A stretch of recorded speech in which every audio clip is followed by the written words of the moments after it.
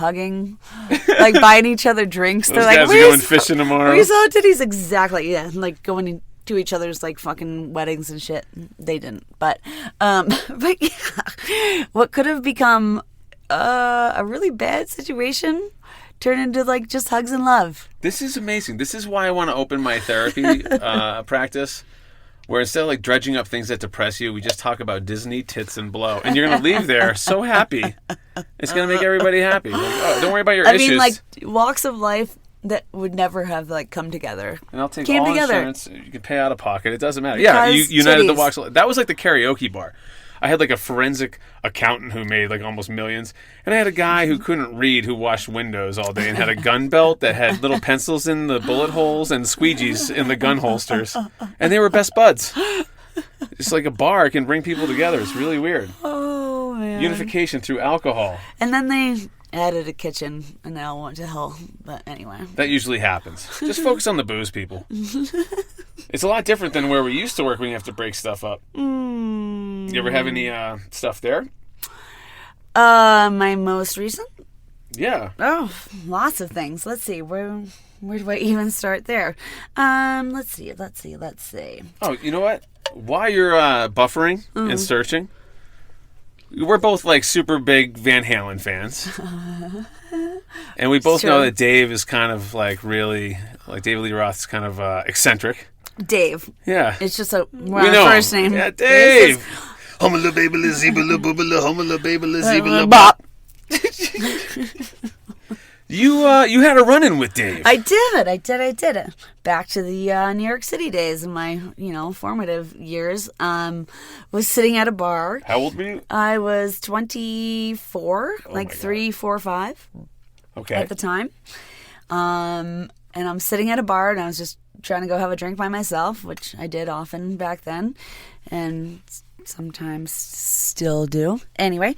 Known to have a little talk. So, but also I was really feeling my like independence at that time, and like I am a young lady and I live in New York City, and like yeah, I'm gonna go have a drink by myself. Anyway, so I go to this like dark bar. I was feeling kind of hip that night, and I look down the bar. And there's this guy that looks a little like down and out. He's kind of shaggy looking. He's got like an EMT jacket on. I was like, oh man. I was like, that guy probably had like a really long night. He's like an EMT, in New York City, and that's got to be rough. And I'm asking the bartender about it, and he's like, yeah, that guy's definitely an EMT. And I look at him a little bit more closely, and I was like, is that David Lee Roth? And the bartender's like, yeah. He's an EMT right now in New York City, and that's him. And I was like, I was like, I'm so torn between like, yeah, I'm just gonna not say anything at all. It sounds like something he would do. He's a maniac. His dad was like a surgein. I could see him like doing that. He got the same genes. He just used his powers for the forces of debauchery. Were they Levi's? Or ding dong. They were spandex at that point. Wranglers. He's got a great podcast, by the way. I highly recommend it. You hear all like it's like he just opens up his head and just lets it all out. Well, and then I saw him in concert, like in 2007. Like many years later, and he was awesome. And I was like, thank God he's not on that truck anymore. Fucking saving lives. He just saved my life tonight. Can you imagine being resuscitated and you look up and you're like, David Lee Roth? You're like, am I dead? Yeah. He's like, Panama, baby, let's go. He's like, oh. Yeah. Looking for a moopy. Dave, what was the lyric? I have no idea. I was on so much cocaine. I have no idea what I'm I your said. ice cream man. I'm like, I'll take some ice cream. Stop right now. Passing by. Oh, my. I love it. I'll just have a push pop. My favorite... Okay, yeah, that's where we're going to have different lyrics. So, my favorite story working with you was when you were managing, you came back to help us out, and like the beer taps upstairs, of course, were malfunctioning, and it was all foam. And you've been bartending, and you're a master bartender, and you were pouring foam because the taps were fucked up. And that guy was like, oh, look at her. She can't even bartend.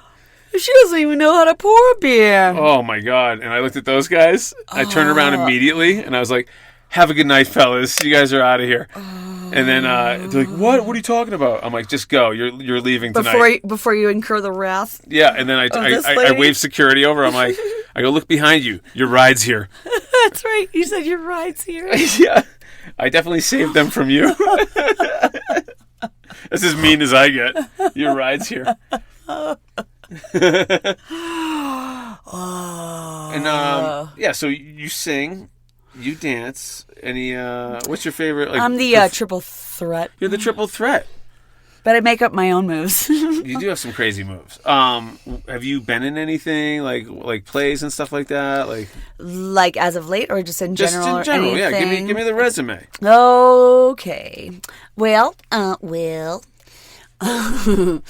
my favorite thing I ever did in high school, I was Audrey in Little Shop of Horrors. Oh, nice. And I also was the princess in Once Upon a Mattress. Ooh. Which that required a nude scene? Carol Burnett played originally, on Broadway, so it was kind of fun to take on a comedic Carol Burnett-esque role. But then when I got to college and we started doing things that were more sort of serious, quote unquote, which they were, I did a lot of Brecht, like Bertolt Brecht. And Whoa, I know, above my pay grade. I know, and studied a lot of Russian theater, and if they would leave earlier, they wouldn't be Russian. It's true. Why the hurry? They'd be Finnish. They left on time. We are so stupid. Yeah, stupid. We pre-gamed. Yeah, I mean, the crowd, the audience expects this. I had a burger. Yeah, we had a burger, etc. The audience expects this. Nobody wants sober interview. But yeah, there was one time that we were on in a production off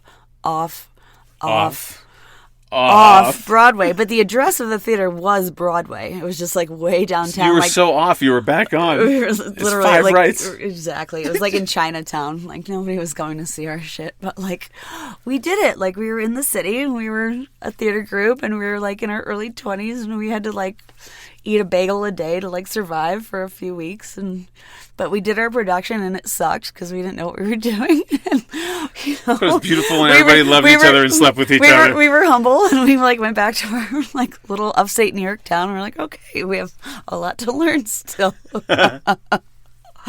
God, I can't do theater. I had and I had family come to it too, and they were so. We didn't quite get it. So about business school. Sounds like your waitressing career is going well. That's nice. How long have you been at it in this business? Oh my God. My whole life. My whole professional. Since you were old enough to drink?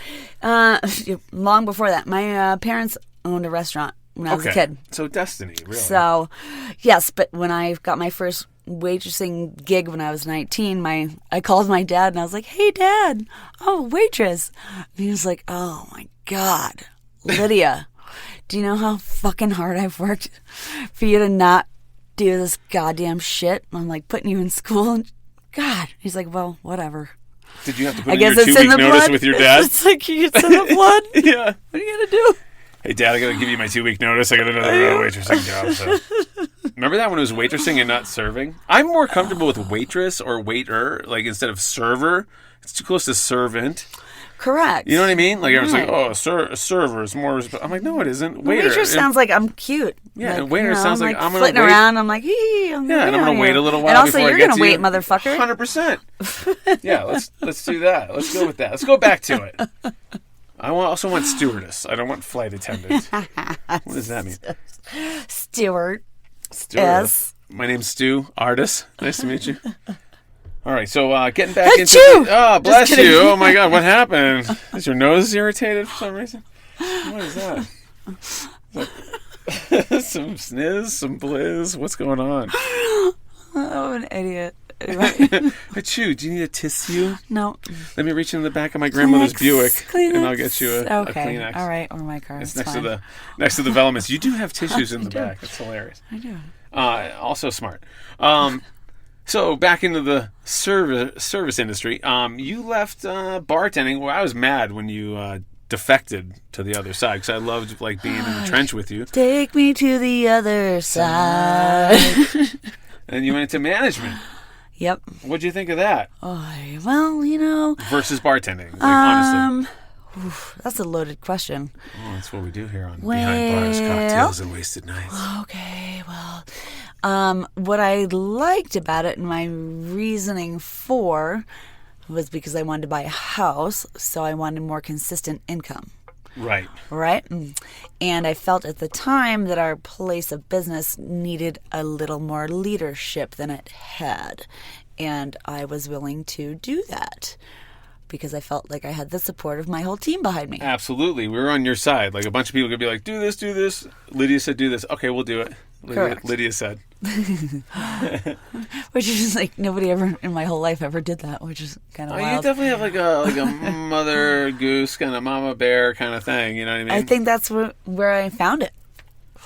Yeah, no, you have it. It's like I pay attention. Even me, you know me. That's our Greggy. That's him. I don't know why you say that all the time, by the way. That's our Homer. Yeah, you're like, that's our Greggy. What does that mean?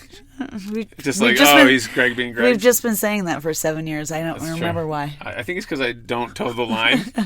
Like, Greg, you're supposed to do this. Oh, you're being so silly, Greg. That's our Greggy. Yeah, okay, cool. Kind of like Homer. I'm like, oh, you know. Yeah, that's our Homer. You know, he's going to eat a burger. He's going to have a beer.